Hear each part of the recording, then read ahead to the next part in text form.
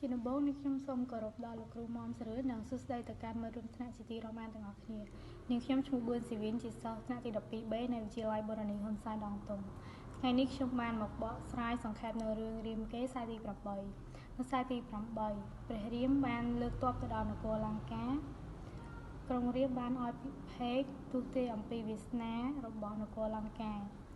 ពិភេកបានគិតគូរហើយក៏ស្នើសុំទៅឲ្យក្រុងរាពណ៍ប្រគល់នាងសីតាទៅឲ្យព្រះរាមវិញដោយប្រៀបធៀបក្រុងរាពណ៍ទៅនឹងក្អែកដែលបានពំយកកែវពិទូស្រិយកានមកទុកឲ្យឆេះសម្បុកនិងប្រៀបធៀបក្រុងរាពណ៍ទៅនឹងត្រីដែលស៊ីនុយក្រុងរាពណ៍បានខឹងពិភេកយ៉ាងខ្លាំងក៏បានយកស្បែកជើងទះក្បាលពិភេកក៏បានរត់ទៅសុំចុះចូលជាមួយនឹងព្រះរាមមិនទុកចិត្តតែដោយសារមហាចម្ពោះហោរាទូទាយថាល្អព្រះរាមក៏ព្រមទទួលយកពិភេកក្រុងរាពណ៍បានខឹងនឹងពិភេកយ៉ាងខ្លាំងក៏បានទៅកិត្តគូជាមួយនឹងនាងមណ្ដោគិរីក៏មានគំនិតដូចជាពិភេកដែរតែក្រុងរាពណ៍មិនស្ដាប់ក៏បានធ្វើសង្គ្រាមតាមល្បិចកលរបស់ខ្លួនដូចជាឲ្យយៈដែលមានឈ្មោះថារុក្ខសេនទៅយាមព្រៃដើម្បីកុំឲ្យទ័ពស្វាបេះផ្លែឈើបានសង្គ្រាមរវាងទ័ពយៈនិងទ័ពស្វាក៏កើតមានឡើងដោយទ័ពស្វាមានមេទ័ពឈ្មោះថារុក្ខរៈទ័ពយៈមានមេទ័ពឈ្មោះថារុក្ខសេនទ័ពយៈនិងទ័ពស្វាបានស្លាប់អស់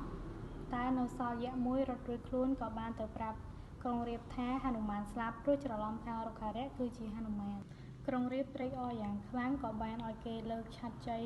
ពីពេញអាកាសដើម្បីឲ្យព្រះរាមដកទ័ពព្រះរាមក៏បានថ្លែងសរកំទេចឆ័ត្រទាំងនោះតិចទីអស់ក្រុងរាពណ៍ភិតភ័យយ៉ាងខ្លាំងក៏បានប្រើល្បិចមួយទៀតគឺយកនាងសីតាហោះទៅលើអាកាសដើម្បីបញ្ឈឺចិត្តព្រះរាមតែដោយពិភេកប្រាប់ការពិតដល់ព្រះរាមទើប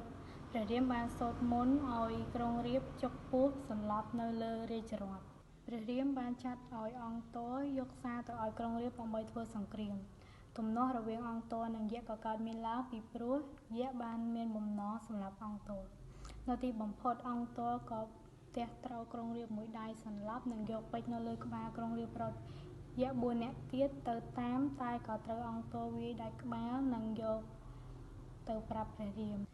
ក្រុងរាពណ៍បានចាត់ឲ្យគុំការចេញច្បាំងជាមួយនឹងព្រះរាមគុំការក៏បានស្នើសុំឲ្យក្រុងរាពណ៍យកនាងសីតាទៅថ្វាយព្រះរាមវិញកុំឲ្យមានសង្គ្រាមប៉ះពាល់ដល់រាស្ត្រព្រោះរឿងទាំងអស់កើតឡើងមកពីនាងយៈសូបនខាទៅចែចង់ប្រុសខុសច្បាប់ប៉ុណ្ណោះក្រុងរាពណ៍ក៏បានចោទគុំការថាខ្លាចស្លាប់ទើបគុំការក៏ដាច់ចិត្តចេញច្បាំង